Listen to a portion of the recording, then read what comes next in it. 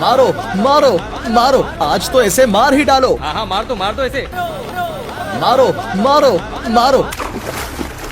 डूब मरी कुएं में, अब तो इसकी लाश ही पानी पर तैरती नजर आएगी। आओ अब गांव लौट चलें। अरे कहाँ हो तुम? ठीक तो हो ना? कहीं डूब तो नहीं गई?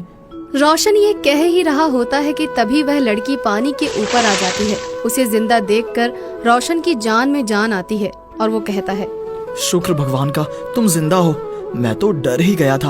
आओ तुम्हें बाहर निकाल देता हूँ। यह कहकर रोशन कुएं में रस्सी डाल देता है और लड़की रस्सी के सहारे कुएं से बाहर निकल आती है। फिर रोशन उससे पूछता है, तुम कौन हो और ये गांव वाले तुम्हें क्यों मारना चाहते थे? मैं एक अनाथ हूँ और इसीलिए इधर उधर भटकती रहती हूँ। ये गांव वाले मुझे डायन समझकर परेशान करते हैं। यह कहकर लड़की रोने लगती है और रोशन को उस पर तरस आ जाता है। वो लड़की से कहता है, तुम्हें देखकर तो कोई कह ही नहीं सकता कि तुम डायन हो सकती हो। तुम तो स्वर्ग की अप्सरा लगती हो। पर ये गांव वाले इस बात को नहीं समझते हैं ना। उनकी बातें छोड़ो, देखो अगर तुम अनाथ हो तो मेरे गांव चलकर मेरे घर में रह सकती हो। घर में मेरी माँ भी है, बोलो चलोगी? हाँ हाँ चलूंगी। लड़की के यह कहने पर रोशन उसे अपने गांव में ले आता है। लड़की को देखते ही रोशन की माँ कहती है, लड़की तो लाखों में एक है। क्या नाम है बेटी तेरा? मेरा नाम रूपा है माँ जी। बहुत अच्छा नाम है, तुम्हारे जैसी रूपवती का यही नाम होना चाहिए। तभी रोशन अपनी माँ को एक तरफ ले जाकर कहता है, अरे माँ, ये अनाथ लड़की है, अब हमारे घर पर ही रहेगी। तूने ये क्या किया बेटा? अजनबी जवान और खूबसूरत लड़की को हम घर में रखेंगे तो जात बिरादरी वाले क्या कहेंगे? फिर अब मैं क्या करूँ माँ? अरे अब तू कुछ मत कर, मुझे ही कुछ करना पड़ेगा बेटा। अब इस अनाथ को ठोकरे खाने के लिए भी तो नहीं छोड़ सकते ना। सरिता रूपा को लेकर कई दिनों तक बहुत सोच विचार करती है और फिर अंत में रोशन के साथ उसकी शादी करवा देती है। एक दिन रूपा रसोई घर में चाय बना रही होती है कि तभी उसकी सांस फूलने लगती है।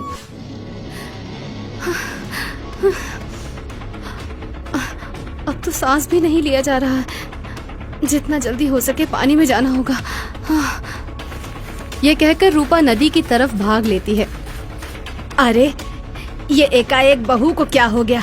देख तो कहाँ भागी जा रही है। तुम ठहरो, मैं देखता हूँ माँ। यह कहकर रोशन भी उसके पीछे पीछे भागता है। रूपा भागते हुए सीधे नदी में कूद जाती है। रूपा रूपा, जल्दी से पानी से बाहर आओ। खुद आ जाओगी या मुझे ही नदी में कूदना पड़ेगा? रोशन के ये कहने पर कुछ देर बाद रूपा खुद ही नदी से बाहर आ जाती है। रूपा, तुम पागलों की तरह भाग भाग कर नदी में क्यों कूद जाती हो? मुझसे या मेरी माँ से तो कोई भूल नहीं हो गई? अरे नहीं नहीं, आप दोनों से कोई भूल नहीं हुई है।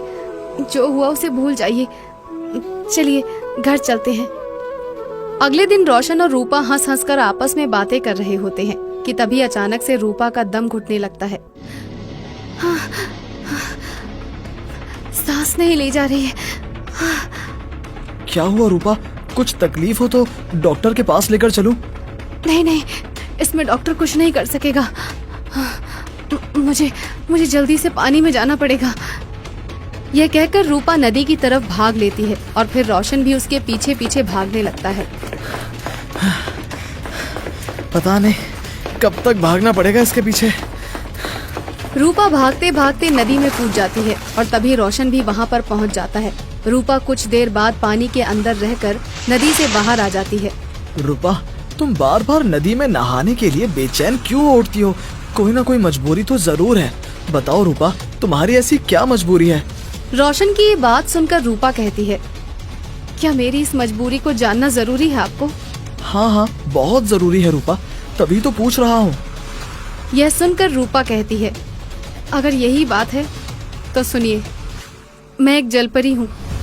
मुझे सांस लेने के लिए 24 घंटों में एक बार पानी में जरूर आना पड़ता है। अगर ना हूँ तो दम घुटने लगता है। यह सच जानकर रोशन कुछ देर के लिए हैरानी में पड़ जाता है। क्या हुआ? मेरी सच्चाई जानकर मुझसे नफरत होने लगी ना? क्या अब आप भी मुझे छोड़ देंगे? तुम्हें तो मैं मरते दम तक नहीं छोड़ूं और मरकर भी नफरत ना करूं। चलो अब घर चले, माँ परेशान हो रही होगी। उस दिन के बाद रोशन रूपा को नदी में जाने से नहीं रोकता। रूपा रोज ही नदी में नहाने जाती है और फिर इसी दौरान मोंटी नाम का एक मनचला उसके पीछे पड़ जाता है। कसम पैदा करने वाले की भाभी, तुम तो गुलाब की कोमल कली हो। नदी में नहाकर तो और भी प्यासा लगती हो। देखो मोंटी, मुझसे दूर ही रहो तो अच्छा रहेगा। कसम पैदा करने वाले की दूर रहने की बात मत करो भाभी। हम तो तुम्हें साथ लेकर नदी में डूबने की तमन्ना रखते हैं। मोंटी की बात सुनकर उसके साथी हंसते हुए कहते हैं, अरे मान जाओ भाभी, मान जाओ। इसका मन रखने के लिए ही इसके साथ नदी में 2 डुबकियां लगा लो। चुप करो बदमाशों, मुझे जाने दो। कसम पैदा करने वाले की भाभी, जाना है तो शौक से जाओ, पर इतना याद रखना कि तेरे साथ नदी में नहाने की तमन्ना तो एक दिन मैं जरूर पूरी करूंगा। कुछ दिन बाद एक रात रूपा और रोशन सोए हुए होते हैं कि अचानक ही रूपा की सांस रुकने लगती है। सांस लेना तो मुश्किल हो रहा है। लगता है अभी के अभी नदी पर जाना होगा, वरना मर जाऊंगी मैं। यह कहकर रूपा रात में ही नदी की तरफ भागने लगती है और भागते भागते नदी में कूद जाती है। वो कुछ देर पानी में रहकर नदी से बाहर आती है तो मोंटी और उसके दोस्त उसे घेर कर खड़े हो जाते हैं। कसम पैदा करने वाले की भाभी, आज तो तुझे हमारे साथ नहाना ही पड़ेगा। इतनी रात में चीखो चीखो चिल्लाओगी तो भी तुम्हें कोई बचाने नहीं आएगा। मुझे घर जाने दो मोंटी, मेरा पति मेरी राह देख रहा होगा, प्लीज। कसम पैदा करने वाले की, तेरे बहाने आज नहीं चलेंगे। अब तो वही होगा जो ये मोंटी चाहेगा। यह कहकर मोंटी रूपा को जबरन अपनी बाहों में उठा लेता है। बोलो, अब क्या कर लोगी? उस्ताद, अब खड़े मत रहो, जल्दी से नदी में कूद जाओ। यह सुनते ही मोंटी रूपा को लेकर नदी में कूद जाता है और फिर अचानक ही रूपा पानी में कहीं गायब हो जाती है। कसम पैदा करने वाले की भाभी तो कहीं गायब हो गई। कहीं डूब वूब तो नहीं गई उस्ताद? मोंटी का साथी ये कह ही रहा होता है कि तभी रूपा पानी के ऊपर आ जाती है। लो, आ गए उस्ताद। लगता है तैरने में एक्सपर्ट है, एक्सपर्ट। मैं अब भी कहती हूँ कि मुझे जाने दो। मोंटी, मुझसे छेड़छाड़ महंगी पड़ सकती है तुम्हें। कसम पैदा करने वाले की, जितनी महंगी पड़ती है पड़ जाए, आज तो मैं तुझे छोड़ने वाला नहीं। यह कहकर मोंटी रूपा को पकड़ने की कोशिश करता है, मगर वो पानी की गहराई में उतर जाती है और फिर एकाएक मोंटी पानी के नीचे जाने लगता है। कसम पैदा करने वाले की, कोई मुझे पानी से नीचे खींच रहा है, जल्दी से कुछ करो। फिर देखते ही देखते मोंटी भी गायब हो जाता है और यह देखकर उसके साथी चिल्लाने लगते हैं, उस्ताद, मोंटी उस्ताद, कहाँ खो गए उस्ताद? कुछ देर बाद रूपा तो नदी से बाहर आ जाती है, मगर मोंटी नदी के अंदर ही रह जाता है। अगले दिन मोंटी की लाश पानी में तैरती हुई मिलती है और यह खबर पूरे गांव में आग की तरह फैल जाती है। मोंटी के साथी सरपंच से कहते हैं, हमारे उस्ताद को सरिता की बहू रूपा ने नदी में डुबाकर मारा है सरपंच जी। वो आधी रात को नदी में नहाने गई थी, उसने हमारी आंखों के सामने मोंटी को नदी में डुबोया था। उनकी बात सुनकर सरपंच कुछ गांव वालों को साथ लेकर सरिता के घर जाता है। तुम्हारी बहू ने मोंटी को नदी में डुबोकर मार डाला है सरिता भाभी, अब वो इस गांव में नहीं रह सकती।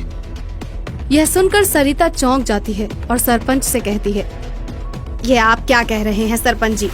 भला मेरी बहू रात को नदी पर क्या करने जाएगी? वो नदी में नहाने गई थी, हमने अपनी आँखों से देखा है।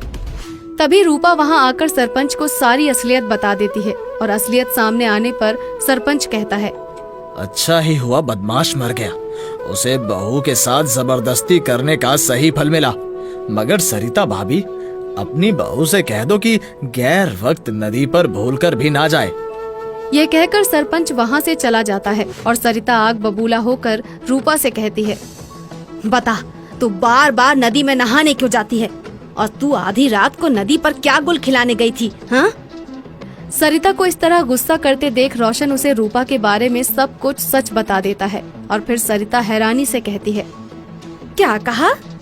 मेरी बहू जलपरी है और पानी के बिना नहीं रह सकती? हाँ माँ जी। तो फिर तुझे अपने घर पर ही पानी मिलेगा, नदी पर भूल कर भी कभी मत जाना।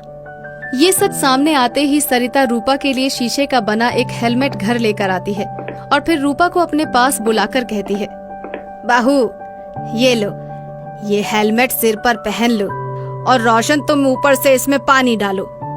रूपा सिर पर हेलमेट पहन लेती है और रोशन ऊपर से उसमें पानी भर देता है इस तरह रूपा को सांस लेने के लिए घर में ही पानी मिल जाता है और उस दिन के बाद वो कभी नदी पर नहीं जाती।